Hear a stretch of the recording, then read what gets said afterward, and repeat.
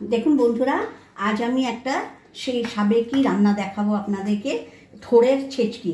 এই দেখুন, এটা থোড়টা কেটে নিয়েছি, আর থোড়টা শক্ত হয়ে থাকে ওই জন্য একটু পেঁপে নিয়েছি ওর সঙ্গে। আর মশলার মধ্যে লাগবে একটু টমেটো দিয়েছি, আর এখানে তেজপাতা ফোড়নের জন্য, তেজপাতা আর কালো জিরে, আর এখানে দুটো শুকনো লঙ্কা, আর এই কাঁচা লঙ্কাটা দেবো। আর মশলার মধ্যে সামান্য একটু আদা দেবো, জিরে বাটা দেবো, আর এদিকে হচ্ছে আমি নারকেল কোড়া নিয়েছি। এবার আমি তেল গরম করতে দিয়ে দিচ্ছি। এবার আমি পরিমাণ মতো তেল দিচ্ছি, এই এতটা তেল লাগবে। দেখুন বন্ধুরা, আমি একটু ফোড়ন দিচ্ছি, কালো জিরে, কাঁচা লঙ্কা, তেজপাতা। আমার বাড়িতে রাঁধুনি আছে, তাই আমি একটু রাঁধুনির ফোড়ন দিয়ে দিলাম।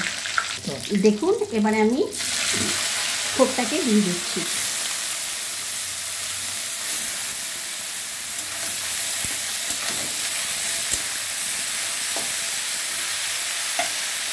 যে নারকেলটা কুড়িয়ে রেখেছিলাম, নারকেলটা ভাজলাম না, কাঁচা নারকেলটা দেবো। হ্যাঁ, এই দেখুন কাঁচা নারকেল সামান্য দিলাম। তেলটা দিয়ে আমি 1 মিনিট নাড়াচাড়া করেছি।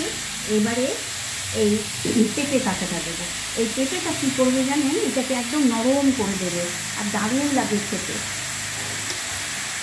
বন্ধুরা, আন্দাজ মতো এবারে নুন দিচ্ছি, এই হলুদ দিচ্ছি, আর একটু নুন দিয়ে দেবো। এখন আন্দাজ মতো নুন দিয়ে দিচ্ছি। এবার একটু টমেটোটা দিয়ে দিচ্ছি। টমেটোতে আমি এটা সিম আছে 5 মিনিট রেখে দেবো। বন্ধুরা, কি সুন্দর একদম, আমি 1 ফোঁটাও জল দেবেন না, কিন্তু এটা জল ছাড়াই হয়, দারুণ। এবার দেখুন হয়ে এসছে। হওয়ার ঠিক আগে আমি একটু 1 চামচ, এই দেখুন, এই যে 1 চামচ, 1 চামচের থেকে কম দিলাম, একটু কম দিলাম, অত লাগবে না। 1 চামচ জিরে দিলাম, ওই ছোট্ট একটা চামচে 1 চামচ জিরে দিলাম। এটা একটু ভাজা ভাজা করে নেবো। লাস্ট জিরেটা দেওয়া হয়ে গেছে, 2 মিনিট ভেজে নিয়েছি, জিরের গন্ধটা চলে গেছে। এবার একটু চিনি দেবো, যেহেতু একদম নিরামিষ তরকারি। তার নামাবার ঠিক জাস্ট 1 মিনিট আগে এই চামচের 1.5 চামচ আদা বাটা দিয়ে দিলাম। এবারে নামিয়ে দেবো, 2 মিনিট রেখে নামিয়ে দেবো। একদম হয়ে গেছে, এবারে এটাকে আমি নামিয়ে দেবো।